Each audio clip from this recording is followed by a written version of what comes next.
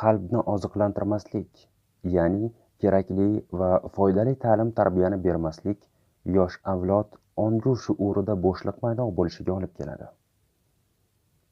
Bo'shliq o'ta xavfli illat, chunki unda zulmat bor. Zulmat esa jaholat, razolat, ilmsizlik botqog'i hisoblanadi.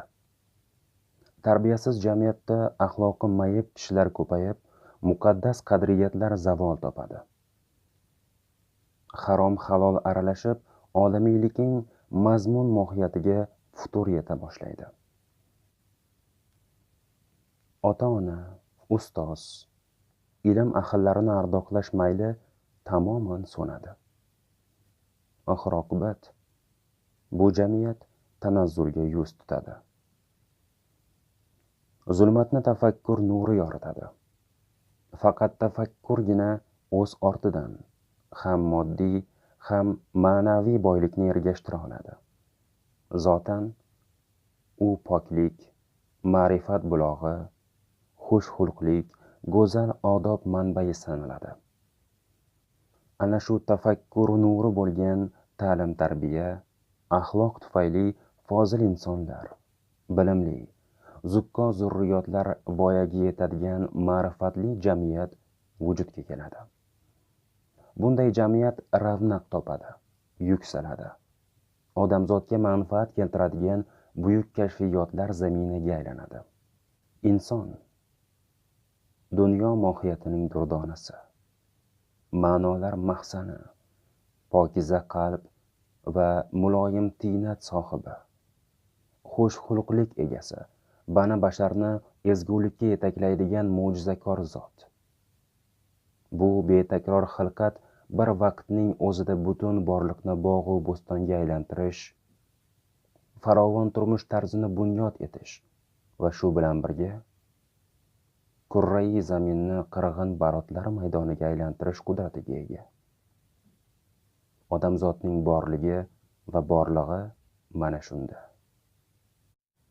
Biroq ilmga chanqoqlik, voqea hodisotlar mohiyatini bilishga qiziqish, tarbiyaga muhtojlik kishini fitratida mavjud.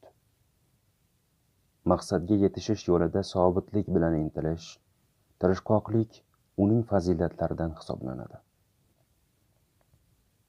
Shu bilan birga inson ish qilmasdan natijaga ega bo'lish, o'z jonini unchalik qiynamasdan obro'-e'tibor orttirish singari yalqovlik qusurlaridan ham xoli emas.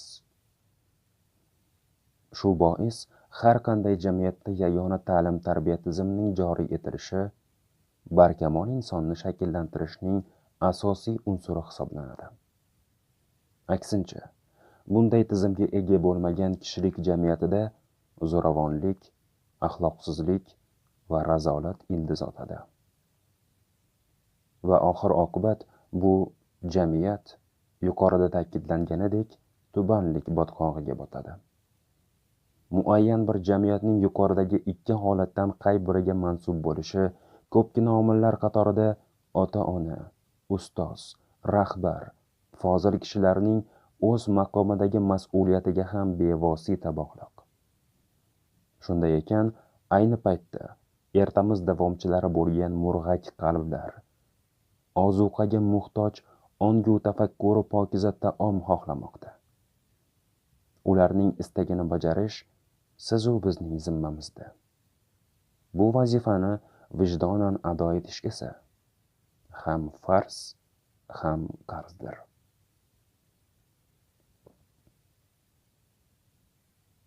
Dunyoda ilmdan boshqa najot yo'q va bo'lmag'ay. Imom al-Buxoriy.